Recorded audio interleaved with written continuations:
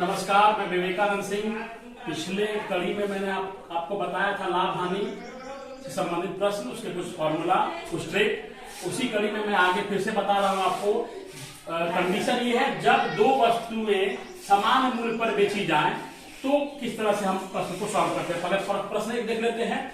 दो TV set का विक्रय मूल्य समान है, दो मतलब दोनों का विक्रय मूल्य एक जैसा है। एक पर 20% का लाभ तथा दूसरे पर 20% की हानि हो तो कुल मिलाकर कितने % लाभ या हानि होगा। इस तरह का सवाल आता है। दोनों का दो समान है, दोनों का विक्रय मूल्य सेम है और एक पर लाभ हो रहा है, दूसरे पर हानि हो रहा है। हानि और लाभ का प्रतिशत यदि बराबर हो, हानि और लाभ का प्रतिशत यदि बराबर हो तो हर हाल में हानि ही होती है।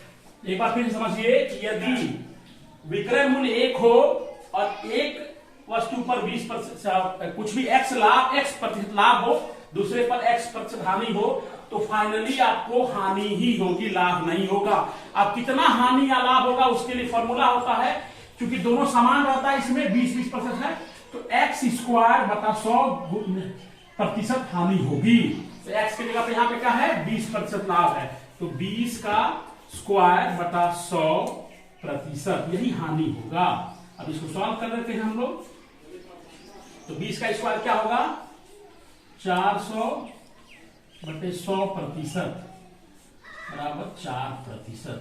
इस तरह के सवाल में जब विक्रय मूल्य दोनों एक जैसा हो और एक वस्तु पर हानि हो रहा हो, दूसरे पर उतना ही लाभ हो रहा हो तो हर हाल में हमको हानि ही होगा। और हानि निकालने का दोनों प्रतिशत समान होना चाहिए, लेकिन तो जितना प्रतिशत रहेगा उसका स्क्वायर करेंगे बटा 100 करेंगे, उतना ही प्रतिशत हानि होगी। उसी तरह का दूसरा सवाल, दो टेबल का विक्रय मूल्य समान है, एक पर 10% की हानि तथा दूसरे पर 10% का लाभ होता है तो कुल मिलाकर कितने % लाभ या हानि होगी। पहले ही मैंने बता दिया है, अगर लाभ और हानि का प्रतिशत एक जैसा हो और विक्रय मूल्य समान हो तो हर हाल में हानि ही होगी। तो हानि का प्रतिशत क्या हो जाएगा, जो प्रतिशत लाभ और हानि है उसका स्क्वायर करेंगे, 10 का स्क्वायर बटे 100 यही प्रतिशत होगा। तो 100 बटा 100 बराबर 1%। 1% इस सवाल में 1% हानि हो गई। यदि किसी सामान को 10% हानि पे बेचा गया, दूसरे को उतना नहीं बेचा गया, उसमें 10% का लाभ होता है तो हर हाल में आपको 1% की हानि होगी।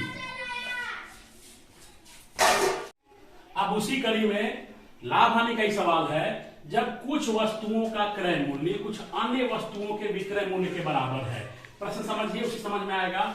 एक आदमी ने जितने रुपए में 20 कलमें खरीदी, 20 कलमें जितना में खरीदा उतने में ही उसने 15 कलम बेच दिया, तो उसको लाभ होगा या हानि होगा।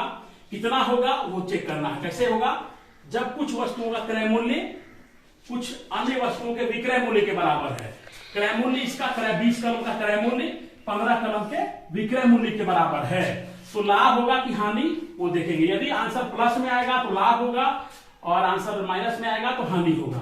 सबसे पहले क्या, क्रय वस्तुओं की संख्या, क्रय वस्तुओं की संख्या कितनी है यहाँ पर 20, माइनस करेंगे विक्रय वस्तुओं की संख्या। विक्रय वस्तुओं की संख्या कितनी है 15, मतलब 20 क्रय वस्तु की संख्या हो गई, 15 विक्रय वस्तु की संख्या हो गई। तो 20 माइनस 15 करेंगे, बटा में विक्रय वस्तु से यही वाला यहां आ जाएगा 15 गुना 100%। तो 20 15 हटाएंगे तो क्या होगा, 5 बटे 15 गुना 100%। ये कट गया 3 से, तो 100 बटा 3 हो जाता है 33.1/3%। ये आंसर क्या है, पॉजिटिव, प्लस में है, इसलिए क्या होगा, यहां लाभ होगा, यहां लाभ होगा। और 20 कलम को जितने में खरीदा उतने में 15 कलम को बेचने के बाद 33.1/3% लाभ होगा। इसी तरह का दूसरा प्रश्न में मैंने कुछ नहीं किया है, बाकी वही रहने दिया, बस 40 कलमें खरीदा और 50 कलमें बेचा। वहां अलग था, हमारा 20 और 15 था, 20 का यहाँ 40 कलमें जितने रुपए में खरीदा उतने में ही 50 कलम को बेचा। 40 कलम को जितने रुपए में खरीदा उतने रुपए में 50 कलम बेचा, मतलब खरीद क्रय हुई वस्तु की संख्या कितना है क्रय वाला 40 हो गया, विक्रय वाला 50 हो गया। फॉर्मूला हमारा क्या होगा, 40 माइनस विक्रय वस्तुओं की संख्या 50 बटे विक्रय वस्तुओं की संख्या हो गया 50 गुना 100, यही प्रतिशत होगा। तो 40 में 50 घटाएंगे तो -10 बटे 50 गुना 100%। 50 से कट गया 2 बार में, 10 गुना 2 -20%। अब यहां माइनस आया, मतलब इसमें क्या होगा, 20% की हानि होगी। इसमें अगर 40 कलम जितना मैं खरीदा उतने में 50 कलम को बेचता है तो 20% की हानि होगी। कड़ी में अगला सवाल, जब A रुपये में B वस्तु खरीदते हैं और B रुपये में A वस्तु बेची जाए, मतलब ये आपस में इंटरचेंज हो जाए, A रुपये में B वस्तु खरीद कर B रुपये में A वस्तु बेची जाए, उसमें क्या होता है, जैसे पिछले में सवाल का फॉर्मूला क्या था, ट्रिक क्या था, क्रय वस्तुओं की संख्या माइनस विक्रय वस्तुओं की संख्या बटे विक्रय वस्तुओं की संख्या थी। बस यहां पर क्या स्क्वायर हो जाता है, सब में इसमें सब में स्क्वायर हो जाएगा। राम ने 10 रुपये में 15 आम खरीद कर 15 रुपये में 10 आम बेच दिया, मतलब ये 10 15 15 10 उलट गया। इस तरह का सवाल यदि रहेगा तो क्रय कितना हुआ, क्रय वस्तु की संख्या कितनी है, खरीदा कितना गया 15 आम और बेचा कितना गया, रुपया वाला नहीं लेना, रुपया वाला छोड़ देना, रुपया नहीं, 10 आम बेच दिया गया। इसमें लाभ होगा या हानि ये पता तब चलेगा जब हमारा आंसर पॉजिटिव या नेगेटिव आएगा। पॉजिटिव पे लाभ होगा, नेगेटिव पे हानि। तो हमारा क्या है, क्रय वस्तु संख्या कितनी है 15, तो 15 का स्क्वायर माइनस विक्रय कितना है 10, 10 का स्क्वायर बटा 10 का स्क्वायर विक्रय वस्तु गुना 100%। इसको हम सॉल्व करेंगे, 15 का स्क्वायर होता है 225 माइनस 100 बटा 100 गुना 100%। ये 100 हमारा कट भी जाएगा, 225 माइनस 100 करेंगे तो 125%। यहां पर साइन क्या है, प्लस का है, तो लाभ होगा यहां पर, लाभ कितना 125% लाभ होगा। उसी कड़ी में अगला सवाल उसी तरह का है, बस मैंने वहां पे डिजिट्स चेंज कर दिए हैं। राम ने 5 रुपए में 4 केला खरीद कर 4 रुपए में 5 केला बेच दिया, मतलब A रुपये में B वस्तुएं खरीदा है, B रुपये में ये वस्तु, मतलब A B B A हो गया। 5 रुपये में 4 केला खरीद कर 4 रुपए में 5 केला, 5 4 4 5 हो गया। उस स्थिति में क्या करेंगे, वही क्रय कितना हुआ, खरीदा कितना 4 केला, बेचा कितना 5 केला, तो क्रय मूल्य क्रय वस्तुओं की संख्या कितना हो गया 4, तो 4 का स्क्वायर माइनस बेचा कितना केला 5 का स्क्वायर बटे 5, यही 5 का स्क्वायर हो जाता है गुना 100%। तो 4 का स्क्वायर कितना हो गया 16 माइनस 25 बटा 25 गुना 100%। तो इसलिए माइनस करेंगे तो -9 आएगा हमारा, 25 से 4 बार में कट गया, गुना 4% बराबर -36%। माइनस से क्या हो गया हानि, 36% की हानि होगी।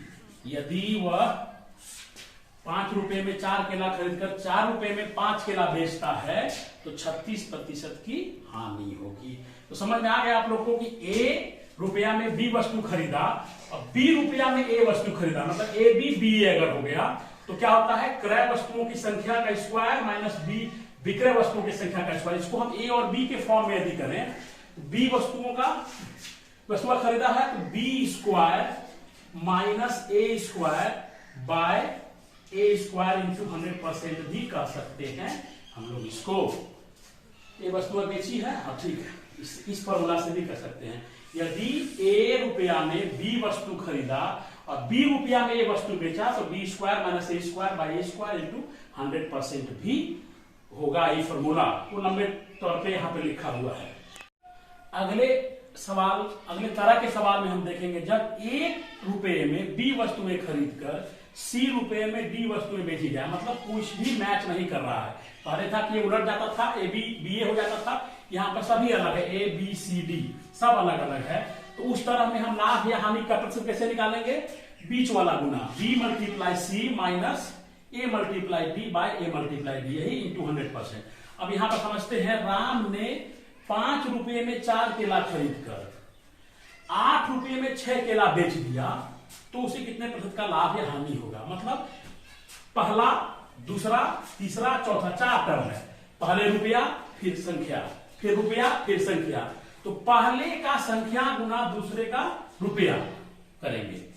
b मल्टीप्लाई सी, दूसरा और तीसरा b 4 मल्टीप्लाई 8 माइनस पहला और आखिरी चौथा 5 मल्टीप्लाई 6। अब बेटा यही वाला नीचे ले देते हैं, 5 मल्टीप्लाई 6, ये इसका 100%।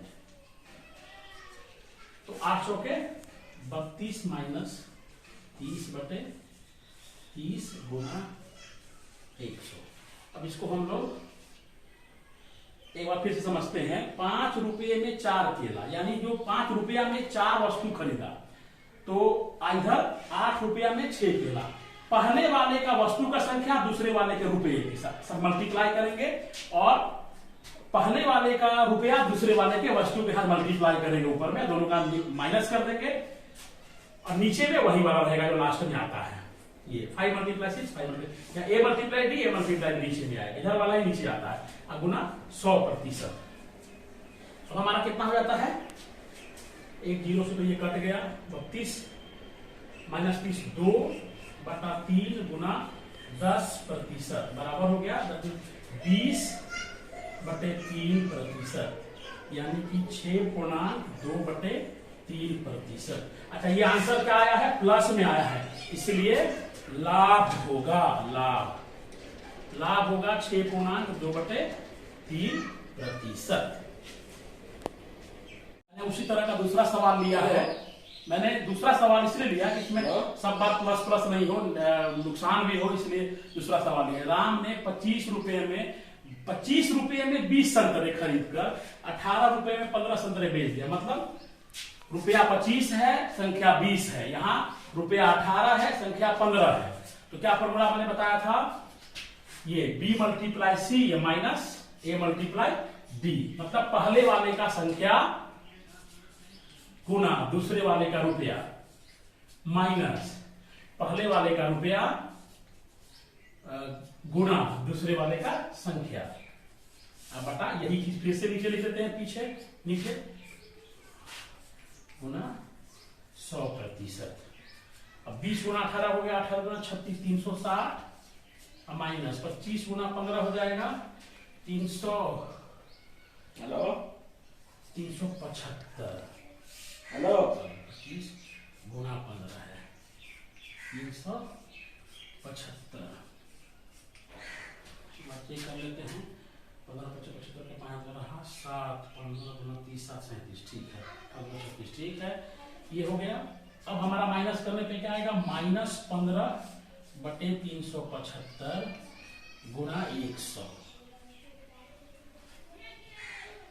तो ये हमारा 15 से कट जाएगा, ये 25 बार में 25 से कट जाएगा 4 बार में, बराबर माइनस था हमारा यहाँ पे, तो -4%।